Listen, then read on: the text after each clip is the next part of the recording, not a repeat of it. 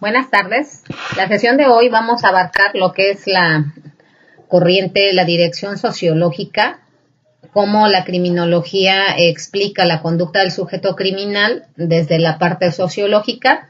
Varios autores de esta corriente o que se centran en esta corriente sociológica señalan que es el medio ambiente el que va a determinar el comportamiento del hombre. Que este medio ambiente influye para poder conformar lo que es el comportamiento, que el hombre cuando nace, independientemente de la parte biológica o de la parte psicológica que traiga, lo que determina finalmente su conducta es todo el medio ambiente en el que se rodea. Para comenzar con esto, diríamos que surge el hombre Homo sapiens como resultado de una serie de cambios que se vienen presentando, cambios tanto corporales como cambios adaptativos dentro de lo que es el medio ambiente. El cambio más notorio y quizá el que nos diferencia de otros animales del orden de los primates y de la familia Hominidae es el uso de herramientas en la vida cotidiana como tales y cómo con estas herramientas se ha podido modificar lo que es el medio ambiente. Y como tales animales tenemos características innatas y aprendidas y cómo nuestros cambios somáticos van dejando huellas marcadas dentro de lo que es el cerebro. Es decir, en la medida en que nosotros se viene presentando esta evolución, nos permite hacer mayor uso del cerebro, mayor desarrollo de las redes neuronales y el cerebro se va desarrollando a tal grado en donde nos permite tener un tamaño evolutivamente cada vez mayor y ese tamaño nos permite tener mayores procesos cognitivos. No solo cuando hablamos del cerebro estamos hablando de la parte en cuanto al crecimiento del tamaño, sino también en cuanto al desarrollo que se da principalmente en la parte del lóbulo frontal, en donde se encuentran precisamente relacionadas todo lo que son las funciones conductuales y motivacionales, como lo es el razonamiento y como lo es el control de los impulsos. Estudios que se han realizado con respecto a la conducta criminal nos señalan que el lóbulo frontal en varios asesinos violentos no tiene la misma neuroimágenes que se han realizado, no tiene la misma funcionalidad que pudiera tener la funcionalidad de una persona normal, que no está relacionada con situaciones de delincuencia. La evolución nos viene diciendo cómo día a día se permite tener acceso a procesos cognitivos más complejos y que esto es parte de lo que es la evolución del hombre y como parte de la evolución también el proceso de estas funciones psicológicas superiores. Pasamos pues en esta parte de la evolución a poder hablar de cómo se va generando también el desarrollo de las sociedades, cómo de ser simples recolectores, actividad que no precisaba de funciones cerebrales más elaboradas, únicamente de recolectar lo que eran frutos y plantas que pudieran ayudar a la parte de la subsistencia. Cada vez el hombre va teniendo la necesidad de pasar a realizar actos más complejos y entonces pasa de ser recolector a ser cazadores. La caza de animales es un proceso que le permite realizar otros pensamientos cerebrales más elaborados y en esa medida va permitiendo el desarrollo como tal de las funciones cognitivas. Este desarrollo va a precisar en un conocimiento previo de lo que el sujeto ya tiene, ya tiene integrado dentro de lo que sería la parte cognitiva. Aquí vamos a ver cómo de repente va pasando de ir de actos menos complejos, de actos más simples, a actos más elaborados. Como del tipo de animal, qué tipo de animal, cuando se dedica a la parte de la evolución y va requiriendo de mayores acciones, cómo empieza a pensar en situaciones más complejas, de ver cómo tienen que cazar, qué tipo de animal van a cazar, cómo van a enfrentar, quiénes tienen que ayudar para la caza del determinado animal, quiénes van a hacer determinadas acciones y quiénes otras. Eso los va llevando precisamente a estos pensamientos más complejos. Empieza también a poder señalar y a poder observar cuáles de estos animales son comestibles, cuáles no son comestibles. Se viene desarrollando esos hábitos de protección, qué tipos de alimentos prefieren, cómo tenderles trampas a los animales para poder cazarlos, cuáles son los animales machos, cuáles son hembras, cuáles tienen más carne, en qué época del año aparecen, y como todas estas características les van dando mayor facilidad para que puedan ellos realizar mejor las acciones que tienen planeadas. Igualmente también esto les va permitiendo desarrollarse en un medio de comunicación entre lo que son las personas que participarán dentro de lo que es la cacería. De esta forma, la comunicación permite pues que esta actividad que es la cacería, que comenzó a hacer una diferencia dentro de lo que es el trabajo y que deberían de realizar cada persona. Dentro de estas separaciones de lo que es el trabajo, en donde en un primer momento podrían trabajar todos realizando las mismas actividades, posteriormente se van realizando esta separación del trabajo que permite que se separen las labores, tanto que realizarán las mujeres, quienes se quedarían en la aldea o en el lugar en donde se establecerían temporalmente para realizar las cosas más sencillas y ligadas a lo que es la caza, y como los hombres participarían dentro de las actividades que implican la caza de animales a fin de lograr lo que sería la sobrevivencia. Esto dio pauta primeramente a que se empezara con lo que son las primeras divisiones del trabajo. Posteriormente a esta actividad y la división del trabajo fue necesario hacer mayores divisiones a fin de que se vayan presentando cada vez más las especializaciones.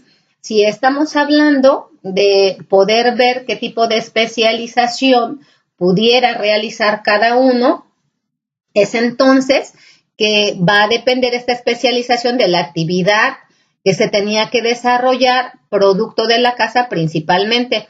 Es decir, quiénes perseguirían al animal, quiénes lo encauzarían y quiénes clavarían las flechas y quiénes lanzarían las flechas, de tal manera que se empieza a trabajar ya con cuestiones más de grupo social, a fin de que se lograra ya como más el trabajo en equipo, lo que requiere de mayores procesos complejos en cuanto al pensamiento. Igualmente, en las aldeas, en donde los cazadores llevarían la carne de los animales, habría que decidir quiénes se encargarían de almacenar la carne, quienes se encargarían de ayudar en la preparación de los alimentos dentro de la cocina, quienes harían las reparaciones de las herramientas que utilizaban para la caza, de tal manera que el trabajo se fue dividiendo y esto nos fue permitiendo poder realizar lo que es esta división del trabajo como tal. Estas actividades que se van realizando no solo marcan un aumento en los tipos de trabajo, sino que también marcan el número de individuos y el aumento de las funciones cerebrales. Cada vez más se ocuparían espacios en el cerebro para mucho más ideas y los pensamientos se pudieran volver pensamientos más complejos. Vamos viendo dentro de la diapositiva cómo se va llegando hasta lo que sería el sujeto que ya maneja información y que ya maneja cierto conocimiento, y cómo el sujeto que se encuentra en el primer lugar de la imagen, estaríamos hablando ya de manejar conocimientos de manera conceptual, es decir, ya se logra a través de esto pensamientos ya abstractos como tal. Estas actividades sabemos que por cuestiones de desarrollo se van dando toda esta evolución de las sociedades, y también en la actualidad sabemos que por cuestiones de estrés, mientras mayor es el número de individuos en el mismo espacio, mayores son los conflictos de acuerdo se van a gestar dentro del conjunto en donde se vive con respecto a esta parte de la convivencia. Es decir, cada vez que las sociedades van albergando más sujetos, se vuelve más complejo por el tipo de pensamientos y por este tipo de aglomeraciones que pueden llevar a que las cosas se vuelvan más difíciles. Es decir, desde ahí es donde surge lo que es esta posibilidad de tener comportamientos diferentes y que algunos de estos comportamientos no sean los comportamientos esperados o señalados dentro de lo que es el grupo social. En este contexto, pues diríamos que la violencia va a adquirir matices difíciles de delimitar, pero que en esencia responden a factores innatos. Freud ya lo explicaba en su obra Eros y Thanatos, y también Nicolás Maquiavelo ya señalaba que el ser humano tiene dos condiciones: sobrevivir y dominar. Estamos hablando de Freud, en donde dice que nosotros tenemos como seres humanos la parte del Eros, la parte del Tánatos, la posibilidad de vivir, la posibilidad de morir. También estamos hablando del yin y del yang, lo que es bueno y lo que es lo malo. Entonces estaríamos hablando pues que habría ya dos entidades dentro de lo que es el sujeto.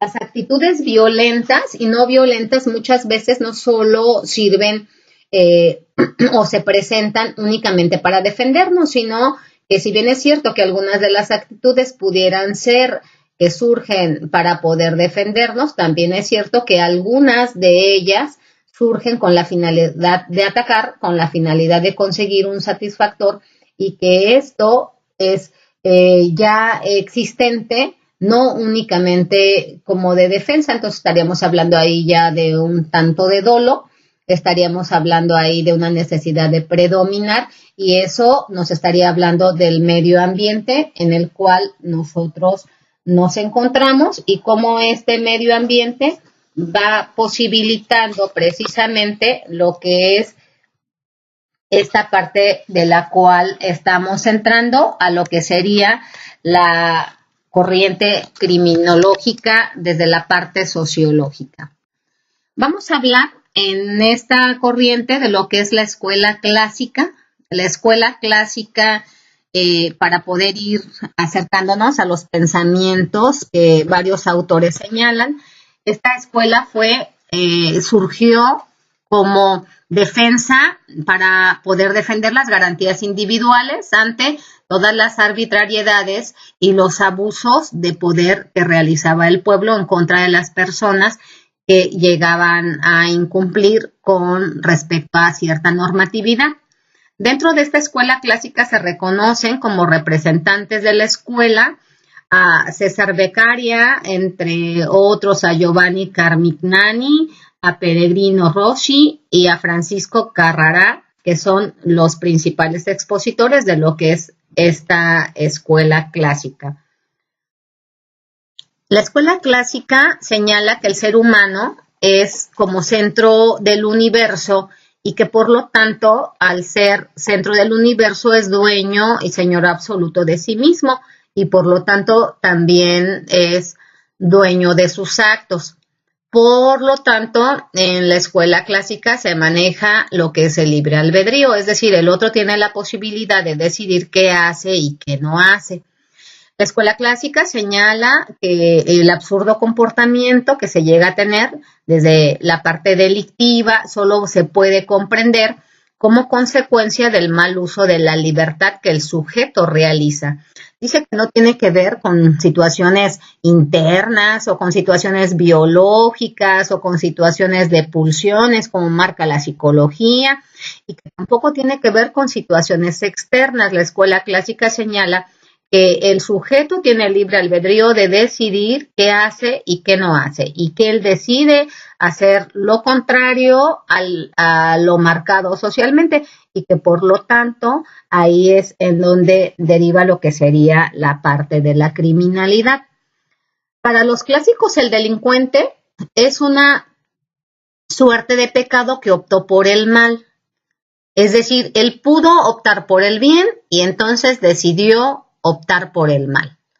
Y entonces, en ese sentido, necesita tener un castigo por haber decidido optar por el mal y por no haber respetado la ley.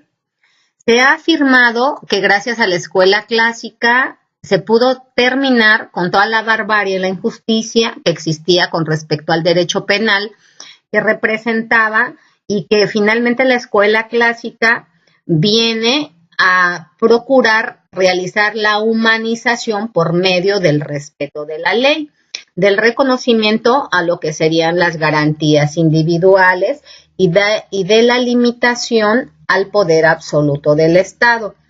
Cuando hablamos de la escuela clásica, decíamos que dentro de sus representantes, uno de ellos era César Beccaria, quien en su libro de los delitos y las penas proponía que habría que escribir las leyes de tal manera que estas leyes, una vez escritas, pudieran ser comprendidas por todos los individuos y que entonces en la medida en que fueran comprendidas, eso evitaría que pudiera haber falsas interpretaciones.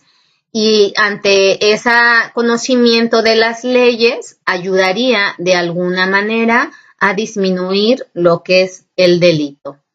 De los autores que entran dentro de lo que es la escuela clásica, también tenemos a Pellegrino Rossi en su obra que realizó de teoría de las penas y de las recompensas. Él señalaba que todos los sujetos están hechos para vivir en sociedad, que por lo tanto en la medida en que todos los sujetos están hechos para vivir en sociedad, esto los llevaría a poder seguir las órdenes o lo que moralmente se tiene que seguir dentro de lo que es un grupo social. Este autor señala que existe un orden moral y que todos los seres libres e inteligentes deberían de seguir y que el vivir en la sociedad implicaría, desde el momento en que se vive en sociedad, integrar y saber cuáles son los derechos y cuáles son las obligaciones que todo ser humano debe de cumplir. En el caso del sujeto delincuente, el libre albedrío lo lleva a no cumplir con esas obligaciones que ya están marcadas por el grupo social al que pertenece. Giovanni Carmicani señala que el castigo que se le impone a un criminal por un delito que cometió no se hace con el ánimo de tomar una venganza, que el castigo que se le impone sería con la finalidad de poder prevenir que en un futuro no se realicen otro tipo de delitos si es que se llegara a realizar este tipo de castigo en el sujeto. Uno de los máximos que aportó y muy influyente, que aportó gran conocimiento en esta escuela clásica fue Francisco Carrará, considerado también el padre de la escuela clásica del derecho penal, y él señala que el derecho es connatural al hombre, es decir, ya viene intrínseco con el hombre como tal. Dice que la ciencia del derecho criminal es una orden de razones emanadas de la ley moral preexistentes a las leyes humanas. Por lo tanto, la pena dice que no se tiene que exceder a las necesidades de la tutela jurídica. Si bien es cierto que el sujeto que transgrede la ley, que decidió optar por el mal cuando pudo optar por el bien en ese libre albedrío, debe de tener una pena, esta pena no se debe de exceder de la transgresión que el sujeto realizó. Pues si la pena se excediera, por lo tanto, la pena ya no estaría ayudando como una forma de protección al grupo social desde la parte del derecho, sino estaríamos hablando que ya se convertiría una violación del mismo derecho. Señala que la imputabilidad penal se funda principalmente en el principio del libre albedrío, que ya veníamos hablando en los sujetos que toman las decisiones de optar por una acción o por la otra. Señala también que las penas de la ley que la ley imponía aseguraban el buen funcionamiento y la supervivencia de la sociedad. Por lo tanto, deberían de imponerse porque ellas ayudarían con la regulación y este funcionamiento del grupo social en el cual el sujeto se encuentra inmerso. También señala que toda pena que se exceda de ese consenso o que tenga fines distintos sería una pena ilegítima, y de ahí es todo lo que ellos aportan a lo que sería esta parte de la criminalidad y de cómo se percibe y se maneja la criminalidad para estos tiempos. Estos son los postulados de la escuela clásica, en donde ellos señalan que la escuela clásica encuentra sus bases filosóficas en el derecho natural. Dice que el segundo postulado, que tiene que haber un respeto absoluto al principio de legalidad. Señala en el tercer postulado que el delito, tienen que verse al delito como un ente jurídico y no como un ente filosófico. Señala también que el sujeto cuenta con el libre albedrío. Otro postulado es la aplicación de las penas a los individuos moralmente responsables. O el sexto postulado dice que los que carecen de libre albedrío, como pueden ser los locos o los niños, quedan excluidos de lo que es el castigo del derecho. En el séptimo postulado dice que la pena es la retribución que se hace al criminal por el mal que realizó a la sociedad. En el postulado 8 habla de la retribución que debe de ser exacta. Los castigos que se imponen a los criminales tendrían que ir de acuerdo a los delitos cometidos. En el postulado 9 dice que las penas son sanciones aflictivas determinadas, que ciertos ejemplares proporcionales deben de reunir requisitos como la publicidad, la certeza, la prontitud, la fraccionabilidad, la reparabilidad, y en su ejecución deben ser correctivas, inmutables e improrrogables todas las penas que se apliquen. También señala en el postulado 10 que la finalidad de la pena es restablecer el orden social externo que ha sido roto por el delincuente. Y en el postulado 11 habla que al Estado tiene el derecho de castigar al sujeto que realiza algún acto criminal. Para la escuela clásica, los hombres viven en sociedad de acuerdo a un contrato social, por el cual cada individuo suscribe libremente su adhesión a la comunidad, que le va a permitir tener un orden y que le va a permitir obtener seguridad. Desde el momento en que se encuentra dentro de lo que sería esta sociedad, que es la que se va a encargar de mantenerlo ordenado y de aportarle seguridad, entonces el sujeto tendrá que ajustarse a estos lineamientos. Por lo tanto, este ente social que se llama sociedad se encargará de castigar a aquellos sujetos que realicen conductas contrarias a lo que ese orden del grupo social ha establecido, que le permiten al grupo tener equilibrio y estabilidad.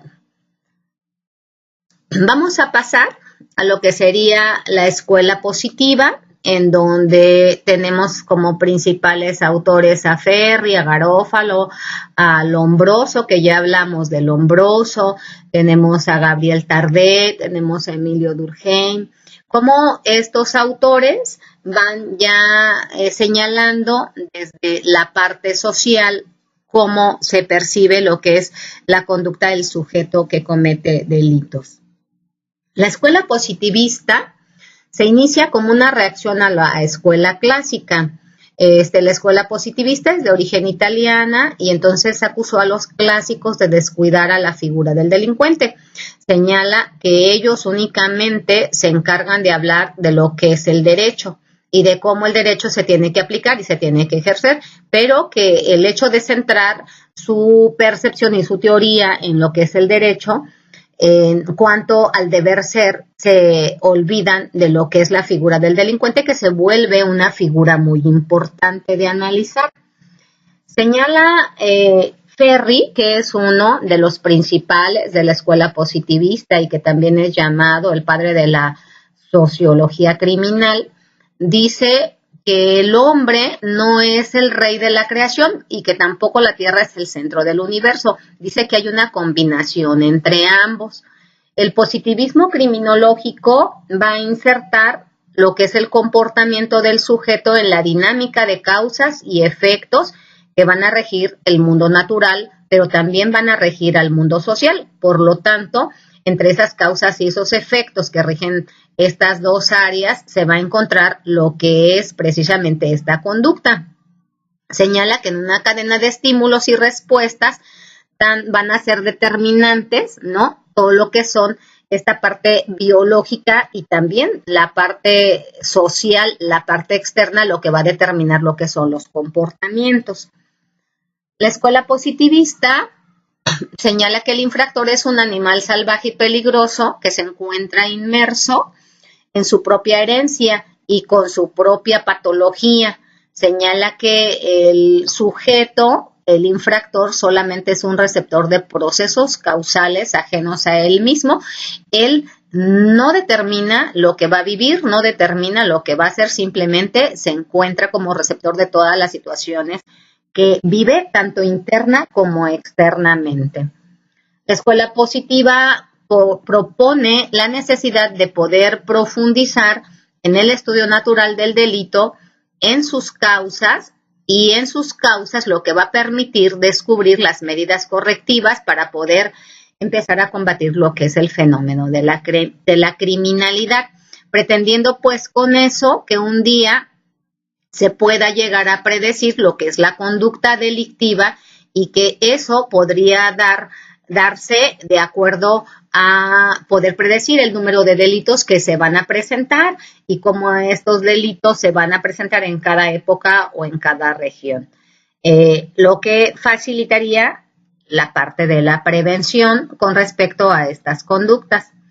Enrico Ferri, uno de los máximos exponentes de esta escuela positivista, elaboró para poder hablar de lo que es y centrar su atención en lo que es el sujeto que comete delitos, una ley que le llamó Ley de la Saturación Criminal. Él señaló que de acuerdo con esta Ley de la Saturación Criminal, hizo una afirmación señalando que cada año el nivel de criminalidad estaría determinado por diversas condiciones, tanto físicas y sociales, y en combinación con ciertos factores congénitos y con la parte de los impulsos que el sujeto trae. Si nosotros analizamos todos estos elementos, podríamos entonces nosotros determinar cómo se van a venir presentando los delitos. Ferri establecía que las penas o los castigos iban a ser ineficaces, que se ha visto que la forma en que se aplicaban no estaban funcionando para la parte que habían sido creadas y que entonces se tenía que proponer otra forma de medidas para que pudieran llegarse a lo que era la prevención de este tipo de conductas. Ferri trabaja de la misma época de Lombroso, solamente que separan sus caminos y Lombroso se empieza a explicar la conducta más desde la parte biológica y Ferri más desde la parte sociológica. Él realiza una clasificación de delincuentes también relacionado e influenciado por lo que señalaba Lombroso. Habla también del delincuente nato, dice que el delincuente nato es aquel que tiene una carga ya congénita y orgánica, que es la razón del delito que comete y que por lo tanto pues es un sujeto que nosotros podemos pronosticar que si ya trae una carga genética y una carga orgánica, la predicción de que él pueda cometer un delito pues está ahí latente, es decir, va a ser desfavorable su conducta debido a que ya trae una carga con él congénita y orgánica. También habla en una segunda clasificación del delincuente loco o alienado, al igual que lo hace Lombroso, y dice que este sujeto loco es aquel sujeto que trae una grave anomalía psíquica, pero que aparte de traer una grave anomalía psíquica, también tiene atrofiado lo que es el sentido moral, y que entonces el traer la anomalía psíquica y atrofiado el sentido moral, eso es lo que lo lleva a cometer los delitos. Habla también del delincuente habitual, señala que aquel cuya tendencia a delinquir es adquirida, porque aunque tiene una base orgánica, que no tiene que ver en la parte de cómo se adquieren los hábitos, que si bien es cierto que trae una base orgánica, todo lo que tiene que ver con los hábitos, eso tiene que ver con el entorno externo al sujeto. Porque estos hábitos no son inherentes al propio ser, estos hábitos son aprendidos. Habla también del delincuente ocasional, dice que el delincuente ocasional es aquel que cede ante la oportunidad de delinquir y que es el medio el que lo va a ir arrastrando y que la base orgánica biológica que este delincuente pudiera tener es una base muy pequeña, pero que el ambiente es el que lo arrastra a que pueda presentar el tipo de conducta que llega a realizar. Señala también el delincuente pasional, en donde dice que es una variedad del delincuente ocasional, pero que presenta características que lo hacen típico, principalmente la facilidad con la que se enciende y explota en su parte sentimental. Al no controlar la parte sentimental, llega a realizar los delitos. Ya decíamos lo que decía Aristóteles, ¿no? Como las pasiones humanas son causa de muchos delitos y como en esta parte pasional que te vuelve irracional, te lleva finalmente a lo que es la acción y terminas involucrado en una situación de transgresión. Esta clasificación Ferri la realizó con fines más prácticos. Decía que esto ayudaría a que no se confundan y que se puedan tomar medidas específicas, principalmente para acciones preventivas. Ferri también, cuando se refiere al sujeto delincuente, habla de ciertos factores criminógenos. Cuando hablamos de los factores criminógenos, ya los habíamos señalado de manera general cuando hablamos de la parte de la historia, de la criminología, desde la parte de la historia, en donde decía Platón que el sujeto, la pobreza y la miseria son factores criminógenos. ¿A qué nos referimos con un factor criminógeno? Un factor criminógeno es todo aquello que una vez que se presenta en el hombre favorece que se conforme y que se desate lo que es la conducta criminal. Para Ferri, cuando habla de los factores criminógenos, dice que las acciones humanas, honestas o deshonestas, sociales o antisociales, van a ser siempre el producto de su organismo físico y psíquico y de la atmósfera física y social que lo envuelve. Dice, yo he distinguido los factores antropológicos o individuales del crimen, los factores físicos y los factores sociales. Divide en esos los factores criminógenos a los que se refiere.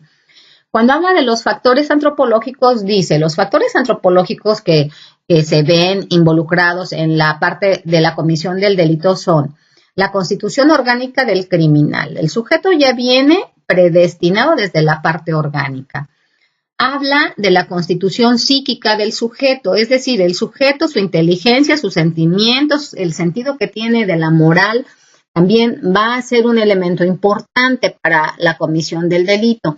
Habla dentro de los factores antropológicos, aquellos que son los caracteres personales, lo que es la raza, la edad, el sexo, el estado civil, la educación, cómo estos también influyen y pasan a ser elementos importantes para cuando el sujeto comete determinados delitos.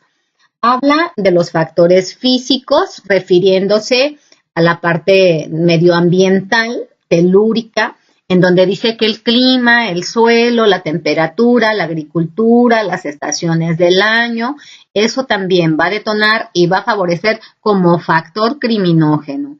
No quiere decir que todos estos factores criminógenos inmediatamente detonen el delito, quiere decir que intervienen para que se pueda ir dando como tal el delito. Dentro de los factores criminógenos, dice que los factores sociales son la densidad de la población, la opinión pública, la moral, la religión, el tipo de familia, la educación, el alcoholismo, cómo se aplica la justicia, cómo interviene la policía, todo lo que implica la parte de la sociedad y la forma de manejarse y los límites y las formas de imponer estos límites también se convierten en factores criminógenos que van a favorecer a que se conformen ciertas conductas que van a terminar en delitos. Ferri habla de su ley de la saturación criminal. Él dice, con respecto a esta ley, que considera el crimen como un fenómeno social. Es decir, el crimen es un fenómeno que se da en los grupos en donde lo que influye es precisamente esta parte de la sociedad, esta conjunción de los seres humanos entre más conglomeración, más dificultades con respecto a poder controlar las conductas, más influencias sociales.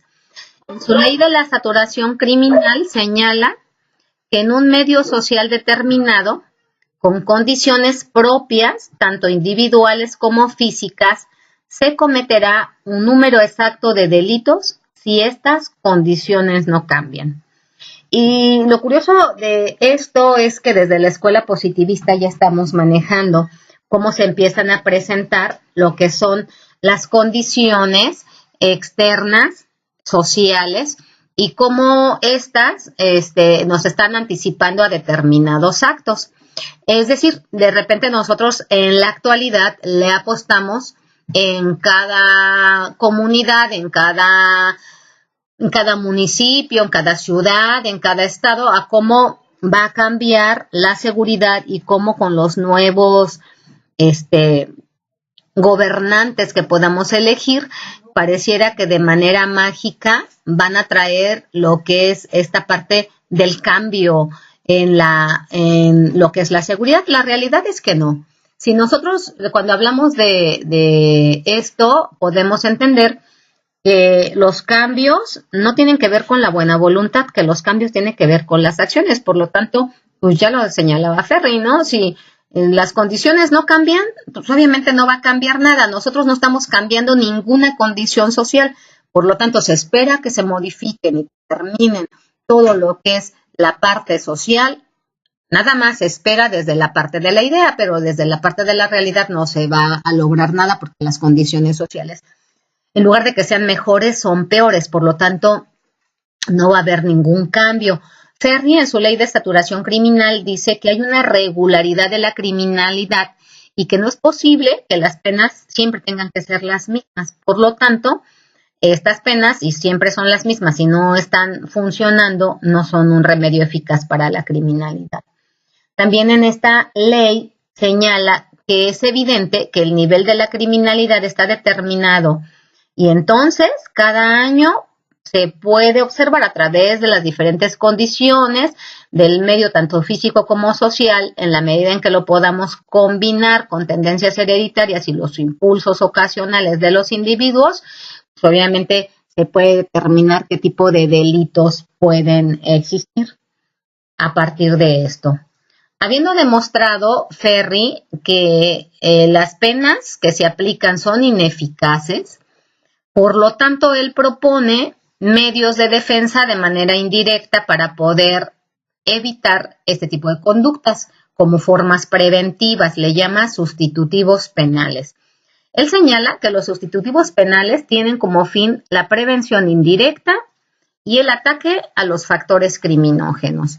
Él dice, si atacamos los factores criminógenos que detonan los delitos en los sujetos, esto nos va a facilitar para nosotros poder evitar que se presenten este tipo de conductas.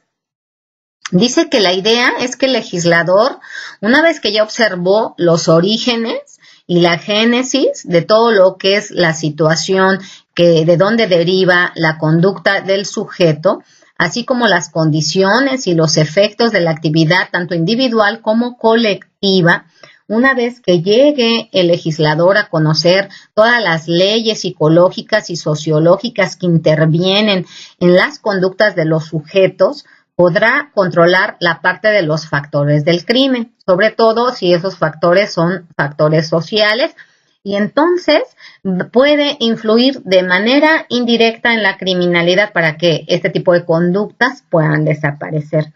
Obviamente algo que sería como muy difícil, ¿no? Porque los legisladores legislan desde la parte de sus escritorios y no tienen ni la más mínima idea de cómo se viene dando el origen de todas las situaciones. Y todos entendemos también que la parte de la criminalidad pues no le interesa a la gente, ¿no? A los que se encuentran en el poder les interesa nada más por cuestiones de publicidad y para cuestiones de política, pero que les interese realizar acciones precisas para poder atacar este tipo de conductas, pues hasta la fecha no existe. Dentro de estos sustitutivos penales, Ferri habla que debe de haber sustitutivos de orden económico. Dice que dentro de los sustitutivos de orden económico tendría que estar el libre cambio, la libertad de migración, la disminución de tarifas aduaneras, impuestos progresivos, impuestos a los productos de lujo, impuestos a la fabricación y venta de alcohol, que se debería de sustituir la moneda papel por moneda metálica, que debería de existir instituciones de crédito popular, de crédito agrario, de tal manera que haya casas baratas para la gente que lo necesita, que también tendría que facilitarse el transporte, que se podrían eliminar los barrios miserables, estructurar cooperativas, establecer un verdadero seguro social para los accidentes de trabajo. Y entonces señala que de esta manera pudieran evitarse desde la parte económica lo que sería cierto tipo de conductas que detonen en lo que son los delitos. De los sustitutivos de orden político, habla que estos tendrían que ir dirigidos a evitar crímenes políticos, rebeliones, conspiraciones, guerras civiles. Dice que la represión y la prevención empírica que hace la policía, pues evidentemente son estériles y que únicamente se maneja de manera como una forma impotente de poder resolver la problemática, pues porque la problemática no se deriva de ahí, la problemática va más atrás. Es una problemática que no es analizada y que no es prevista, que únicamente se ataca lo que es la acción que se está realizando, no se ataca como lo que hay atrás de este tipo de conducta. En los sustitutivos de orden científico, dice que el progreso científico va aportando nuevos medios de criminalidad también, es decir, entre mayores progreso científico haya, eso va permitiendo que también se vaya ayudando y que estos medios científicos ayuden a los sujetos que cometen delitos a utilizarlos para su beneficio.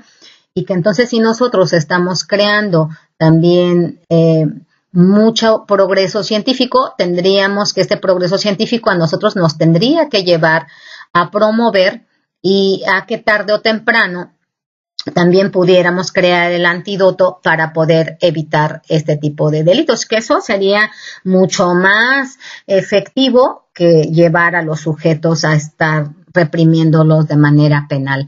Habla de los sustitutivos de orden legislativo o administrativo. Dice que la ignorancia de la ley no excusa a nadie, que eso es cierto, pero que sin embargo la selva de códigos y leyes y decretos y reglamentos que existen se presta a una infinidad de malentendidos, de errores, y que por lo tanto obviamente eso no ayuda en nada a que se limite el delito. Dice que se deberían de establecer y reglamentar de manera clara lo que sería esta parte legislativa, y entonces eso evitaría a que se pudiera llegar a lo que es este tipo de conductas. Dice que se tienen que evitar fraudes, que se tiene que legislar en materia testamentaria. Habla también de los sustitutivos de orden religioso. Dice que una religión corrompida puede favorecer la criminalidad, así como una religión que vea por el bien de todos y no solamente el de una casta, podría entonces impedir una cantidad de crímenes, y todo lo que tiene que ver con esta parte del poder, tanto económico como de control social, que tienen las iglesias. Ferri propone prohibir las procesiones públicas, suprimir los conventos, disminuir los lujos de las iglesias, abolir las peregrinaciones y permitir el matrimonio de los ministros de culto como forma de poder evitar lo que son determinadas conductas criminógenas. Habla de los sustitutivos de orden familiar. Dice que el divorcio es uno de los principales, que al permitir el divorcio con mayor facilidad evita adulterios, bigamias, homicidios, infanticidios, que también se debe dar preferencia en los trabajos a los casados, que se tiene que hacer obligatorio el matrimonio civil a fin de que se pueda cumplir con ciertas responsabilidades, que se tendría que dificultar el mismo matrimonio para personas que tuvieran alguna tara, y que se tendría que reglamentar conductas criminógenas como es la prostitución. Habla los de orden educativo. Dice que el alfabetizar al pueblo ayuda contra la criminalidad, pero que no es suficiente, que se necesita cosas que les ayuden para la vida diaria, porque eso es lo que de alguna manera el sujeto, cuando crezca y necesite moverse en un medio en donde tenga que trabajar, eso es lo que le va a servir para poder ser un sujeto productivo. Se deben de prohibir los espectáculos atroces, suprimir las casas de juego, educar en todo, tanto en lo físico como en lo mental y en todos los aspectos. Enrico Ferri concluye que los sustitutivos penales pueden multiplicarse hasta ser un verdadero código preventivo, es decir, puede haber más sustitutivos penales de tal manera que puedan entrar dentro de lo que sería un código preventivo, y que este código preventivo pudiera estar en oposición al código penal, y que operaría sobre todo en los casos de delincuentes ocasionales, es decir, los que únicamente acceden a determinadas conductas de forma ocasional, y que ahora en la actualidad nosotros le llamamos también de delitos menores. Vamos a pasar con lo que es Gabriel Tarde, que también entra dentro de la corriente sociológica, y Gabriel Tarde señala y hace todo un estudio sobre las leyes de imitación. Para Tarde, toda la ciencia tiene por objeto comprobar repeticiones. Él dice que el mundo es al fin y al cabo una repetición que se manifiesta como una ondulación del orden físico, como herencia en el orden orgánico y como imitación en el orden social. Para Tarde, todo se da a través de las imitaciones. Señala que la sociedad es una reunión de gentes que se imitan. La imitación es la conformidad psicológica, orgánica, entre los asociados, por virtud de la cual se repiten ideas, se comulgan idénticos pensamientos, empiezan a sentir de la misma manera, y entonces eso es muy característico dentro de lo que sería el grupo social. Por lo tanto, un grupo social va a ser una colección de seres, en tanto que se imitan unos a otros, buscando presentar las mismas conductas y así buscando incluso las mismas satisfacciones. Tarde ve al crimen como un fenómeno de imitación y dice que el criminal va a ser siempre un ser que imita. Por lo general, y con excepción de algunos fraudes, dice que el criminal es poco original y que en ocasiones es algo así como un ser hipnotizado o sonámbulo que no sabe a cierta ciencia lo que hace y que entonces en la medida en que realiza y comete un delito, ese delito que realiza y que comete es un delito en donde hay una percepción ya previa, una introyección ya previa que tiene que ver con esa parte de imitar a alguien.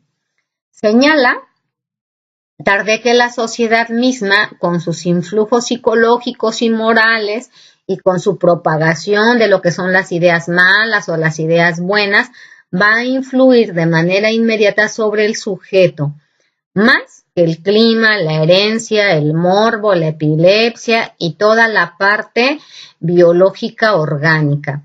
Para él todo se centra en la parte de los grupos sociales y de las demandas de estos grupos, influyendo en lo que te debe de hacer feliz y lo que no te debe de hacer feliz. Por lo tanto, ahí es en donde se va a centrar todo lo que va ligado a las conductas de los sujetos.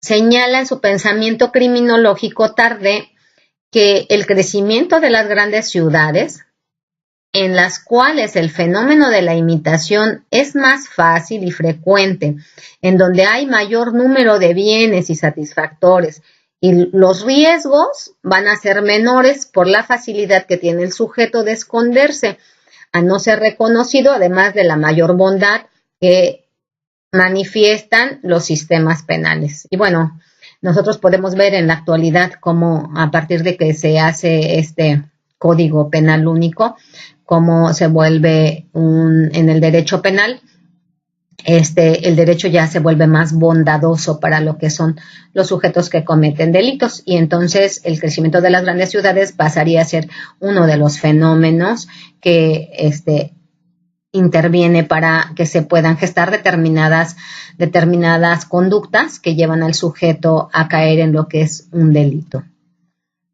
También señala que los factores criminológicos básicos no son la pobreza o la riqueza, como lo suelen señalar algunos autores.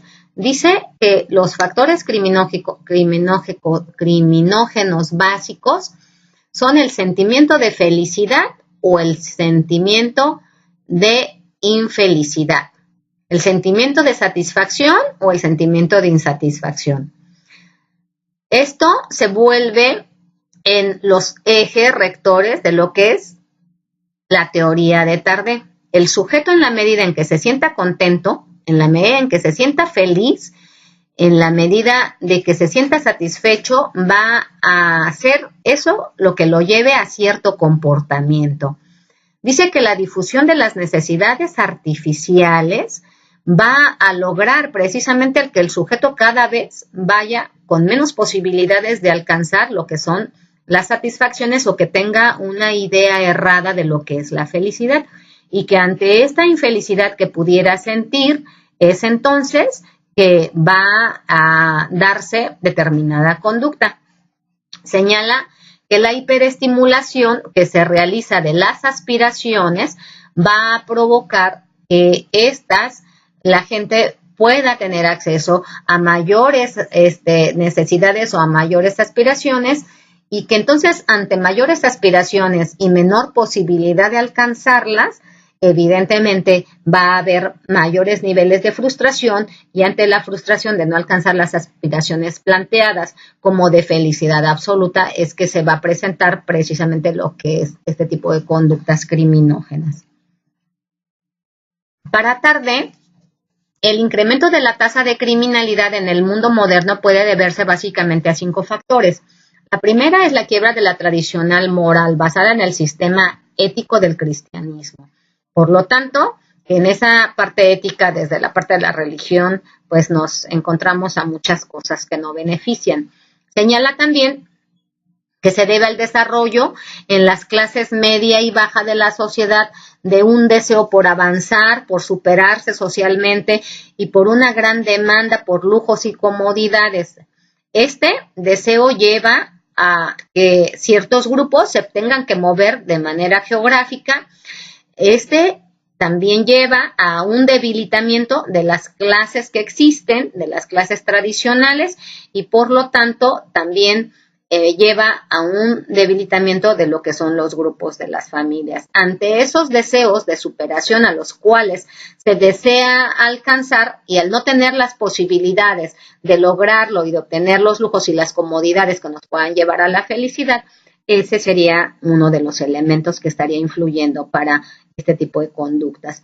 También señala que el éxodo del campo a la ciudad va a ser lo que lleva a una exagerada demanda de empleos en las ciudades, y obviamente las ofertas que existen van a ser insuficientes y por ende va a haber mayores necesidades, y estas necesidades, al no ser cubiertas, pueden debilitar y pueden formar conductas criminógenas.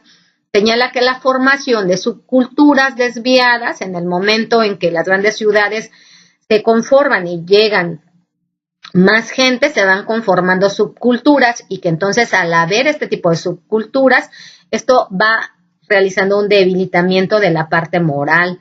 Dice que las clases superiores también se convierten cada vez en menos seguras de sí mismas, como un modelo para la conducta social hacia las clases inferiores, y esos son elementos que van llevando a este tipo de conductas.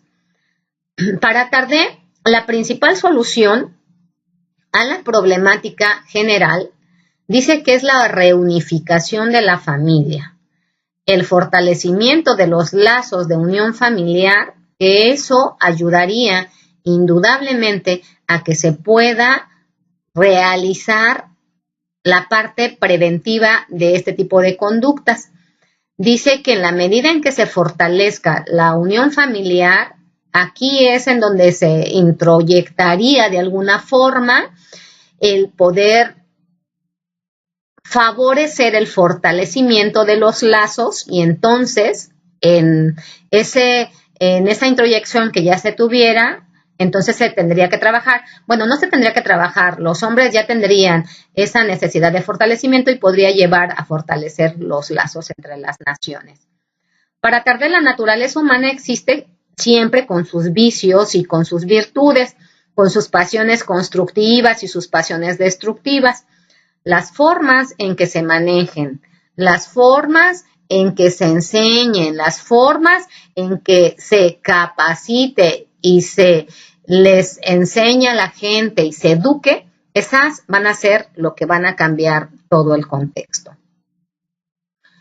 Emilio Durkheim, en su pensamiento criminológico, que también pasa a ser uno de los grandes expositores, filósofos, metodistas en todo esto que es la sociología criminológica, él dice que el crimen es un fenómeno normal, y por el hecho de haber manejado el crimen como un fenómeno normal, evidentemente fue muy criticado, porque rompe directamente con los conceptos que se van teniendo, más si hablamos de que se empieza a romper con lo que era la escuela clásica. Para Emilio Durkheim dice que el delito tiene que ser aceptado como un hecho social, como parte integrante de una sociedad en la cual el delito no puede ser eliminado como un acto de voluntad. No con que yo decida que no quiero tener delincuentes o que no quiero tener personas que cometan delitos, con ese acto de voluntad ya eso desaparece. Para Durkheim, el delito es parte del grupo social.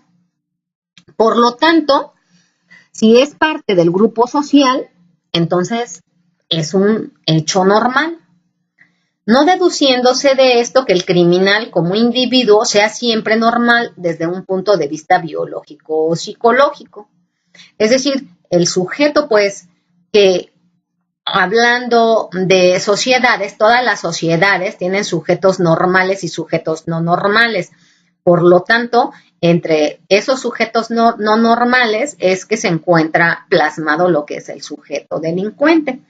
Dice Durkheim que cualquier sociedad normal siempre ha tenido sujetos anormales, y dentro de esos sujetos anormales está el que comete delitos. Por lo tanto, si es parte del grupo social, es un fenómeno que para él encuentra como normal. Dice que el crimen puede darse en sí mismo y que es normal que tenga formas anormales de que se presente.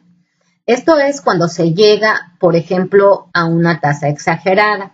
Es decir, el crimen es normal siempre y cuando no se pase de las cantidades de personas que cometen crímenes. Cuando estas tasas se exageran, entonces ya estaríamos hablando de una anormalidad.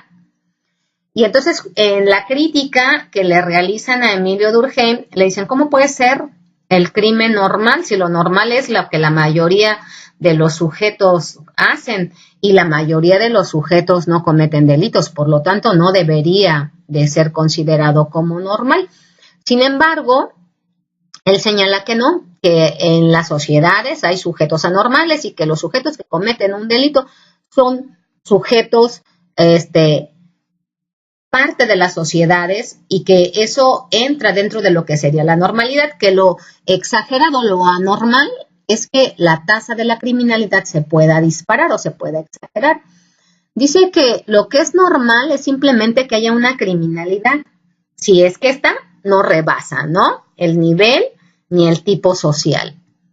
Afirma que en primer lugar el crimen es normal porque una sociedad que estuviera exenta de él es a todas luces un hecho imposible. No hay ninguna sociedad que pueda estar exenta de esto. Y si nosotros nos remontamos a la parte histórica, muchos estudiosos han señalado que el crimen va de la mano desde el surgimiento del hombre mismo. Por lo tanto, si va ligado a la existencia del hombre, pues todas las sociedades y todos los grupos siempre han tenido personas que cometan crímenes. Agrega que si hay un hecho en el que el carácter patológico pareciera incontestable, entonces, en ese sentido, estaríamos hablando que ya se traspasó la parte de la normalidad, que todas las sociedades es posible que presente este tipo de sujetos. El problema es cuando ya se traspasó, cuando se empiezan a presentar dentro de las sociedades personas con cierta conducta ya patológica que no tiene una explicación, entonces ahí eso es el crimen, dice Durkheim. Dice que el crimen tiene una utilidad. Señala que clasificar el crimen entre los fenómenos de sociología normal no solamente decir que es un fenómeno inevitable, aunque sí es un fenómeno indeseable.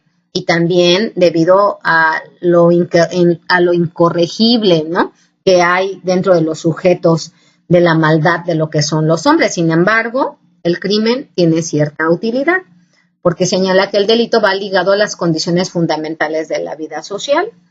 Y dice que por eso es útil, porque las condiciones de las cuales forma parte son ellas mismas indispensables para la normal evolución de la moral y del derecho. Es decir, si no existiera crimen, pues no existieran lo que son jueces, no existieran policías, no existieran formas de prevenirla, no existieran planteamientos de prevención, no existieran planteamientos de qué vamos a hacer con estos sujetos. Por lo tanto, dice, en la medida en que haya este tipo de conductas, eso nos va a permitir que la propia sociedad tenga una evolución, porque tendríamos que replantearnos la parte de conductas, tendríamos que replantearnos la parte de la moral, tendríamos que replantearnos la parte del derecho, y entonces eso da opción a crecimiento en cuanto a toda esta parte de la construcción del conocimiento. Por eso, para Durkheim es que el crimen es necesario. Dice que sin las desviaciones no se pudiera verificar ni las adaptaciones, ni el progreso, ni la evolución, y que sin este fenómeno evolutivo simplemente las sociedades no podrían sobrevivir. El crimen, por lo tanto, es necesario y va a estar ligado a las condiciones fundamentales de toda la vida social. Por eso, para Durkheim, el crimen dentro de las sociedades es útil. Dice que el criminal es criminal porque violenta la conciencia común en la medida que nosotros lo reprobamos, se convierte en crimen. El término crimen lo ponemos nosotros como grupo social. Señala que la pena entonces consiste esencialmente en una reacción pasional de intensidad graduada que la sociedad ejerce sobre aquellos sujetos que han decidido violentar las reglas. Por lo tanto, las penas las imponemos nosotros desde la parte de reacción pasional. Señala que la reacción tiene un carácter social y que deriva de la naturaleza social de los sentimientos ofendidos. Es decir, nosotros como grupo, desde la parte pasional nos sentimos ofendidos y en parte de cómo nosotros consideramos que fue esa ofensa es que vamos a determinar el tipo de sanción o de pena que se le va a imponer a la persona que vino y violentó lo que nosotros consideramos como nuestros sentimientos. La pena no sirve más que secundariamente a corregir al culpable o a intimidar a sus posibles imitadores. Dice que su verdadera función de la pena tiene que ser la de mantener intacta la cohesión social.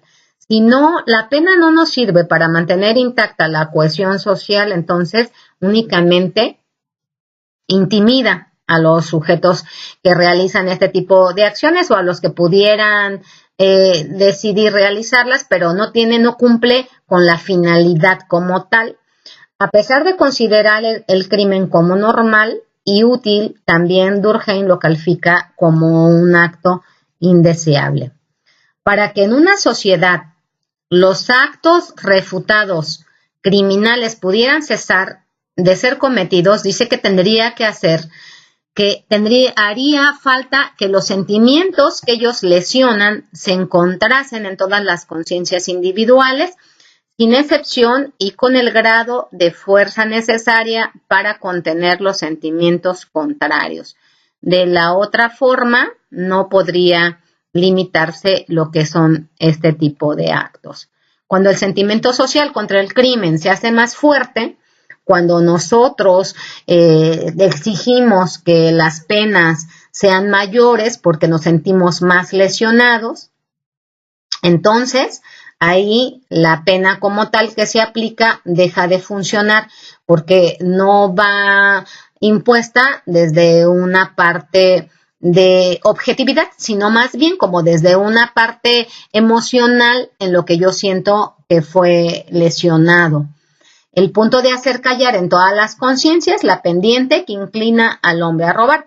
Para Durkheim, el hecho de que este sentimiento social, emocional, en contra de lo que nos desata el crimen, eso mismo es lo que lleva al hombre precisamente a que pueda presentar este tipo de conductas. Con esto estaríamos abarcando una parte importante de lo que sería la parte social y posteriormente nos permitiría ir cerrando. Vamos en una sesión adelante, vamos a cerrar con lo que sería esta parte sociológica para ir cerrando ya con lo que sería la parte psicológica.